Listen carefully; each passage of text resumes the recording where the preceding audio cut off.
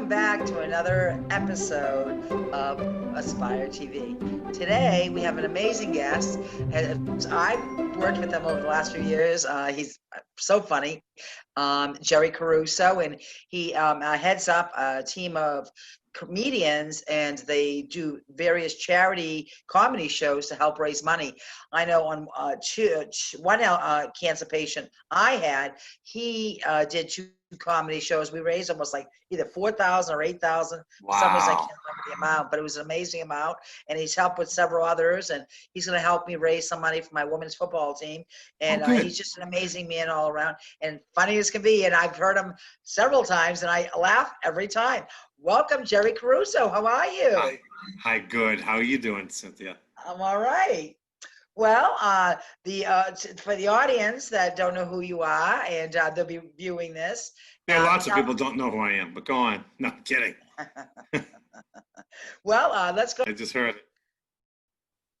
Now it is. Okay. Well, the Jerry, for the people that don't know, go ahead and tell them all about who you're all about, where you were born, and what it was like growing up in your family. Oh my God. Born in 1955. I shouldn't say that out loud. Born in Lynn, which is a challenge in itself. Lynn, Massachusetts. You want to hear something funny? Wow. The person I interviewed before you was also from Lynn. Cut it out. How weird is that? What's their name? Do you remember? They actually owned a famous restaurant in Marblehead called Maddie's. Yeah. Oh my God. Yeah. So that was her family. Someone from Lynn owns that? Holy God. But anyway, anyways. So I grew up in Lynn, and I started doing comedy, curiously enough, in the 7th grade. I entertained students in the schoolyard. The nuns hated it, but then they liked it because it got the kids away from knocking each other down and, kicking the crap out of each other. They'd stop and listen to me do voices. Did that 7th and 8th grade, and then I waited in high school till junior and senior year. Used to entertain kids outside of class. Nuns used to get mad again because they didn't think it was cool, but everybody would gather, like the crowds would gather. It was so funny. And then finally senior year, they said to me, oh, you can MC our football pep rallies. And I do it in different voices, and they loved it. And they thought it was great. Awesome. Then they did the hockey rallies. Then the star moment of my short career back then was I had to do the senior banquet. One girl played the piano beautifully. She did some kind of concerto, whatever you call it. I'm not cultured. I'm from Lynn. And then some girl sang, and she was very good. And then they saved me for the end. Here I am picking off nuns and making fun of them. I go, good thing I graduated already, right? And the principal's looking at me like this. Not yet. I'm like, oh my God. But, and my parents were shocked because my dad always wanted me to do it, and I shied away from it. Then I had a gap until 1980 where somebody from high school said, there's a contest called Class Clown from WVBF, famous radio station. You'd be a perfect shoo-in. And I made it past the round of 100 and made it to the finals. There were 5 of us, and you had to bring people. I didn't believe in bringing people because I didn't think it was fair until I saw the guy who won. He had the walls lined with cadets because he was from the Air Force. And he was from Hanscom Air Force Base. So yeah. He actually won. He was funny, but me and the guy tied for second. I brought like 13, and he brought like 15 people. He said the same thing as me. Nobody would come and see me. And plus, I don't think it's fair. I go, yeah, I know. That's how I am too. But, it's one of those things. And then I waited. Then that year, I started to go to Ding Ho's famous comedy Chinese restaurant. Did a whole bunch of shows. Did like 4 or 5 shows like once a month. And I met Lenny Clark there, of all people. When he was thin and had hair. This is how long ago it was. Lenny, if you were listening. But he's still good looking. I didn't say he wasn't, but he was young and vibrant. And he'd have a show go from 7 p.m. until like 1 in the morning. So when I got there, he goes, kid, you're number 61. I go, what? You're number 61. That's good. He goes, you get to see all the acts. I go, oh, okay. And I did good. He 61. Liked me. He goes, next month, I'll give you a better spot. Next month, I show up. And he saw my name. He put me in 48th place or something like that. He goes, that's good, kid. You moved up 13, he says. And I'm laughing. Did it again. And then the next time he said the same thing. I was 36. He goes, look at that. You're moving up in life. And then the last show I did when I was 19. And he goes, that's a privilege. And no, don't give it up. But I gave it up because nobody would come, support me. And I felt like, if I didn't have the support, it was hard for me. And then I waited till 1993 and haven't stopped since. And 1994, I began Comics for a Cure, which we do benefits for anybody on any cause. And you and I have done a ton together. I thank you for all the involvement that you have. And we've been doing it ever since. And in between that, I taught comedy and have a cable TV show, on the radio a lot. I have 2 radio shows.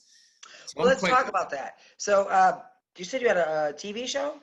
yeah, it's a cable TV show called Happy Hour. And I've had that since 2000 in Athol. Nobody likes to come because before Zoom, everybody's like, oh, I can't come all the way out there. But I've had some interesting guests. I've had, it doesn't have to be all about comedy, but it used to be the Jerry Caruso Comedy Hour.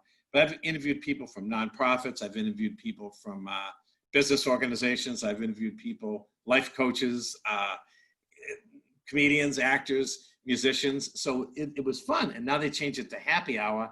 That way I can interview whoever I want. People don't think, oh, it's comedy. So Right. I even interviewed 2 women that were part of domestic violence. They got abused and they told their story. And I was very proud to have them and, just was serious about it. People said, I thought this was the Comedy Hour. I go, well, I wanted these people to talk about it. And they did it for an hour and it was really good. It was really insightful and it helped out a lot of people because people watched it and said, oh my God, this is amazing. And so I do that and I do it whenever I can, but now with the virus going on, it's like iffy to get into the studio. So they may do Zooms, but it's up to them, but we're doing a lot of radio since then.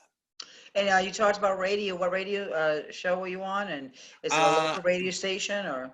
WVAO in Athol and Orange. And Shane Brown is my producer and partner. And we do like different topics. One show we did about, it's called Gray Area, like everything in the gray area. Like you talk about anything. We talked about each other. And then another show, we did it on sports. Then we did another one on the protests. So we did a lot of different things. And we do that once a month. What are you feeling about the protests? If they're peaceful, they're fine. When they become violent, that's scary. When you start to burn down businesses and take lives and injure people, that's not right. That's not peaceful, No. Like, they're allowing peaceful protests, but sometimes after 11:30, then another group moves in and starts to vandalize and loot and even hurt people. And that's sad. It's not what it's all about. It is. How are you keeping up with comedy and keeping it real in the comedy with the whole pandemic? What I try to do is I do a lot of Zoom sessions with other comedians, other people. I've been guests on numerous shows. I did a virtual comedy show, which was a riot because not knowing the reaction of people, I'd tell a joke, pause like I'm waiting for the laughter. And I'd say like, oh, I heard you over there. Calm down. Let me get to the next joke. And my friend goes, me and my wife will listen to it. It was like you were with an actual audience and there was nobody there. So it's like, but I tried to, and they raised like, $2,000 for like a veterans group called Veterans Count through Easter Seals up in Maine. And then we did a bunch of promos. I was part of a radiothon. They raised $65,000 for Veterans Count. That's amazing. And they did a 12-hour stint. Think about it. People do support the veterans. I thank God for veterans. That's why we're a free country. But people like during this pandemic, they want to be entertained and talked to and find out about things. And they see a program like this and they're saying like, geez, I got to give. And, it's just an amazing thing that they do. So we were a part of that. So that's what's kept me busy. A lot of radio spots on WPKZ in Fitchburg, a bunch of friends of mine. They'll have me on to talk about the pandemic, or as a guest host for like an hour, if I got the time, or during lunchtime at work. It's crazy. It's like, I'll sit in my car for a half hour and talk. They're looking at me like, what are you doing? The one of the events we did once, and I don't know if you would be there actually, there was a couple guys that were drinking in the crowd and they were heckling. Mm-hmm. And the comedian ended up walking off. Mm. And yes, I was there. Oh, you were there? I was there. Bill Ricker, I think. I wasn't going to say the town because I'm from Bill Ricker. Yeah, However, but I got friends in Bill we Ricker. still raised money for the cause, and I found it disrespectful. I wasn't. They were good friends with, and I would never, and I associate when you say something. Oh yeah, I say that, but I'm not trying to heckle. But people actually were heckling, and I found it disrespectful. How do you handle audience members when they do heckle? I try to establish a bond with them. I try not to make them feel like that they're lowlifes or anything, even though they are for disrupting a comedy show. especially if it's for a good cause. But I try to bond with them, find out about them, and then I pick on them in a good way, where I'm not making them feel like, oh my God, I feel lousy after. Because after that happened, the guy walked off the stage. I was shocked, but I went up after that and closed that show and did an hour, and people were actually listening. And one guy goes, "It's too bad about that other comic, but they did say to me, I don't blame him." I go, "Yeah, but I didn't expect him to do that. I was going to grab like a bottle of water from the bar." And they said, "Okay, I'm going to give it to Jerry Caruso." And he started talking about me. I'm like, "Okay." And he apologized to me afterwards. He goes, "You understand?" I go, "No, I don't understand, because no matter what you do, it just happens, and you have to deal with it. And if you can't, all you can say, if you can't deal with the heckler, you say to the bouncer, like, look, or the club, like, if you want him or her to disrupt the show, fine. But if you don't, can you ask them to leave?" And they'll usually cooperate, or the heckler will keep quiet. But I try to be friendly with them and establish a bond, and then they're my friends. Right. What was your worst show and why? And what was your best show and why? You want to know the irony of the whole thing? The guy that did that, it was with him. This is so funny. Where we had to do a wedding. It wasn't a wedding. It was an engagement party. And Jack so they and hired, Jill? huh? Like a Jack and Jill. Yeah. And they had all the young kids there, and the father was there, father of the bride. So my friend goes, there was a guy that walked up stage. He goes, "Look, Jerry, just 20, 30 minutes. It's got to be clean." I go, "Okay." I did clean, and they kind of listened to me, but I kind of knew at that time, even though 5 years into the business, that you're going to have good and bad. You just got to roll through your set and do your thing. Well, he went up, and he got a little edgy. And so the father of the bride came up to me and goes, "Look, I want you to get him off the stage now." I said, "I can't do that. He hired me. He's my friend. I'm working for him." He goes, "How about you guys don't get paid?" I go, "Okay." So I bought him a beer, and I wrote on a napkin. I put the beer down. He goes, "Oh, Jerry Caruso, folks, give me a hand." They gave me a hand. And he looked at the napkin with the beer. He says, "Get off the stage now." He goes, "Okay, that's my time." And he walked off. And the guy paid us. It's like, oh my God. Wow. But that was one of the worst ones, because even though it wasn't good for me, I just rolled right through it like people were listening. But when you have them not listening and you hear like a few people laughing, it makes it very tough. But that was in the early years, so, Yeah. And what was your best one so far, and why was it your best one? Honestly, and I'm not saying to kiss up to you, that one we did in New Hampshire at Valentino's, it was a Saturday night, which we did very few Saturday nights together. And I can't think of who, we did it for the guy that was in the audience, and he had a kidney transplant, or... Oh, it's a packed house. It was a packed house, and they were part of the show, and every comic did good. And I went up there and did like over an hour, and I was playing with this family, and they were dying laughing. Yes. And it was we had a good crowd. Like, that it was a great full. And yeah. we raised a good amount of money. Like a show like that, there's that, and there's one up in Maine, a little north of Portland. It was Gorham, I think. And they did a show at this theater. It was a beautiful theater. It was like 3/4 capacity. Did it for the Robbie Foundation. Everyone did great, because everyone was so attentive. And instead of being spaced out, they urged people to sit up front. So they had a stage, but everybody was like right on top of you. And it was really good. And they raised like, I don't know, three or four grand for the Robbie Foundation. And one more is a guy I tell you about, Bill McMahon, Mission 22. $18,000 we raised in one night. 18. Wow. I think I've met him, right? Huh? I've met him, haven't I? I don't. He was supposed to come to one of the shows to see how it went, and he couldn't make it. Really good guy, backs the military. He's a former Marine and does things to prevent military suicide, which is a phenomenal cause. It's sad, but it's a great cause.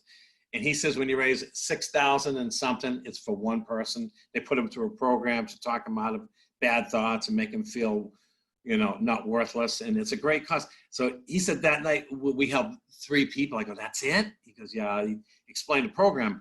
Place was packed, and they really loved it. Paul Durant's opened up, and he did good, doing 10, 15, and I did like, I don't know, close to an hour. And it was such a great crowd. They were very appreciative. Then a musician came on after that. So there were a lot of, and it was a lot of my kids' friends who knew me when they were little kids causing trouble in our neighborhood. I'm like, right. I get to entertain you punks, and they're laughing. But it was good. So shows like that, just make me feel good. Sometimes it's not about the money you raise. It's how the crowd is, and then how they support the cause after the fact. I remember one we did on the second floor of a Chinese restaurant. Oh God, yeah. We had 10 people there, right? And there Yeah. were all the vendors. Yeah. I think because I don't think there was elevators, so there was really no handicap access. So it was Right. tough for people to get upstairs. And it was like a Yes. Saturday morning or something, I right? remember that. It was like an odd time. And so, I mean, we all got our own show, right? 10 people. Which is fine. Yeah. Yeah, and you guys still did the show, and I thought it was funny, Yep. and we all sat there and enjoyed it, right? Yeah. It's a kind of thing. My wife always says this. She goes, if there's 5 people there, you'll give them your all. If there's 2,000 people, you give them your all. I go, yeah, because that's what I'm all about. People hire me. That's what I'm going to do. I'm going to make them laugh. But if like someone goes, well, you don't want to do the show with 10 people. I go, yeah, I'll do it. As long as they hear it and they pay it. I don't want to tell them go home, here's your money back, and then at the end, sometimes they give more. Oh, that was good. Here's more money toward the cause. It's like, hey, why not? Right. So I'm not What shy. is the biggest show that you've done? Biggest show I done. Oh, it was in Maine, in Lewiston. It was a balloon fest of all things. Oh, wow. So it was an outdoor Those are crowd. usually big things. Yeah, that was a huge stage. 5 comics, 2 of us weren't nervous. The other 3 were like, nah, we'll do what we can. And they had to be clean. Some comics get frightened when they get clean. Yeah. And I did clean for like 40 minutes. And the crowd, I closed that show. They had to be at least less than 1,000. They said 500 or 600 people. It was so much fun. In the dark, like I got there just when it got dark, the light was on me. The big speakers, the rock stars use, it's just like amazing. And they really, really appreciate it. And I knew 2 people in the crowd. My friend goes, how do you know 2 people up here in Lewiston? I go, and it turned out to be the woman I do Murder Mystery for. Her and her secretary happened to go, Jerry Caruso, is that the Jerry Caruso that we hired? They go, let's go see. There they are there. And they're saying like, oh my God, they're screaming out. And it was like such a fun thing. I felt like a rock star. I bet. Minus the voice, right? and the guitar, usual. Have you ever done a Foxwoods, a Mohegan, or any of the casinos? No, I was supposed to do it once, and somehow it got canceled, and I never looked back into it because I get so busy. Shows, book over shows, and I'm like, I should call back and try to get back in, but never have. I'd love to, be something different. Yeah, absolutely. You never know what could happen, right? Maybe, right. But right now, I don't think they're booking anything, are they? I think they're starting to because they loosen up the reins, and I'm sure they separate people and do it that way. But I thought I saw I'd love something to get my foot in the door to try to raise money, at these Mohegan Sun or whatever, or the Foxwoods or Encore. Are they doing it? Yeah, definitely. Oh, Encore be going. Yeah. Yeah. Well, I'll give them a call. You know me, I'm not shy to pick up the phone and get us booked to make some money, right? I definitely can get us back into Valentino's, and I have a connection up here with a private club. It's a casino. It's called the American Social Club. They came up from the West, and so I have an event there next Thursday night for couples with social distancing. Oh, good. So I'll speak with them about because they bring event acts in, even though it's a casino. Right. But they definitely will. They're interested in bringing in things, so I'll speak to them as well for you. Yeah, definitely. Now, good. For those folks that I know this goes by fast, it went by fast, didn't it? Tell us, anyone that's interested in finding you and booking you, can you tell them kind of where they can find you on all your social medias and, all that? My picture's in the post office. No, I'm just kidding. Also, give them a schedule you got coming up if they want to get to see you before they book you or whatever. Go ahead. Yeah. To get me, the easy way is always Facebook because I'm on Facebook. People laugh at me. If I get 64, you're on Facebook. I go, you wouldn't believe all the people that find me on Facebook and ask me to do things or causes that reach out to me or we have this. I'll find a message from a Facebook user and I look it up and I say, oh yeah, I find out many people. So Facebook is one place. My website, this is long, www.jerrycarusocomic.webs.com. And then I'm on LinkedIn too. So it's like, those are the places that people find me. And I'll get. And what is your schedule coming up? Schedule, August, let's see, I think August 2nd or 3rd, I'm supposed to do like this Indigenous Entertainment has like open sessions with musicians. They love to invite me because I know one of the musicians. I went on and they loved it. They go, you have an open pass anytime. So that could be August 3rd and it'd be online through Indigenous Entertainment. So we can watch it online if we want. Yeah, it's really cool, right? and it's and that same keeps our deal. social distancing. Yeah, definitely, it's a virtual audience, and I just go on, And the guy who runs it says, "Oh my God," he goes, "that was so entertaining." I go, "Yeah, it's like you're in front of me." And then August 6th, I'm doing 2 shows at a place, Coolidge at Sudbury. It's 55 and older. We're Okay. having 2 shows. I'm excited about that. August 14th, I'm doing Little Anthony's in Wingenton. And they just want to do an outdoor show. And, they had a few musicians. I go, time to get you back in there because I've done it before. And so I think there's a guy doing a documentary that I'm included on about musicians and entertainers dealing with the pandemic. And he's going to do a few clips of me there and then interview me. So that's my friend D. Kimball. Cool. He's a good guy. So I got that coming up too. Of course, that article, the published in a magazine, which thank you very much. I just wrote it off the cuff and, I showed it to a lot of people like, oh my God, this is great.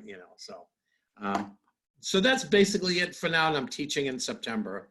Okay. I'm teaching at Mount Wachusett Community College, stand-up comedy of all things, 1 day a week. It could go online. It all depends. But they go, can we do it indoors? I go, why not? Because, if I get 10 students, they can separate in class. And there's a lot of interest in that. And I have a big virtual show, I think, October 24th. I think I'd be a riot up there. I think I could be a funny comedian. Oh, I think you could too. Oh, you kidding me? I could share some of my funny stories. That's all it takes. That's all. Believe it or not, I tell everybody that's bonding with the crowd and talking about yourself. Don't use jokes like some comics that take my class or use jokes. Like I heard it before. I go, how do you know? I go, I'm 64. I heard it. Don't worry about it. But if you talk about yourself, you'll bond with people who have the same experiences. Right. I could tell some funny stories. Anyways, it's been a pleasure. The time flies by, doesn't it? It does. If folks out there are watching today, we really are glad you're tuning in. And if you need a comedian or need to raise money, it is a great cause. And it helps to raise money, the comedy shows. Firsthand, I've raised money for cancer patients and things like the No Bully Zone, and I've done, you name it, I've raised money for it. Absolutely. The American Cancer Society, and I mean, just when this goes on and on. And so I definitely reach out to Jerry. He's a good friend of mine, and I've been honored to work with him over the years. And me too. I'll continue to keep working with you as well. That's why we'll do more. Until next time, folks, definitely check out AspireTV, my business page, and as well as Aspire Magazine. And you can catch him in the summer issue of Aspire Magazine. Our summer issue, he wrote a great article about the pandemic and comedy. And we'll see you next time, folks. Thanks for tuning in. Bye for now. See ya. Bye, Jerry.